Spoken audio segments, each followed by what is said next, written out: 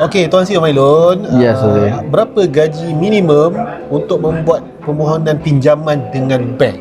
Okey, soalan yang baik.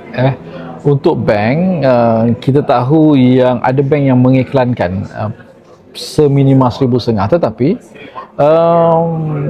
sekarang ni gaji minimum di Malaysia adalah 1,700, tuan-tuan.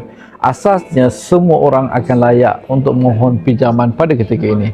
Dan apa yang menentukan dia lulus atau tidak adalah adakah dia pergi ke bank yang betul dan adakah dia mempunyai nisbah DSR yang masih mencukupi untuk dia membuat sebarang pinjaman. Tuan-tuan, seseorang boleh membuat komitmen sehingga ke 60% daripada pendapatannya untuk membuat pinjaman kereta, pinjaman peribadi dan pinjaman perumahan. Sekiranya pendapatan anda 2,000, asasnya anda boleh buat komitmen sehingga ke 1,200 sebulan di bank-bank dan koperasi.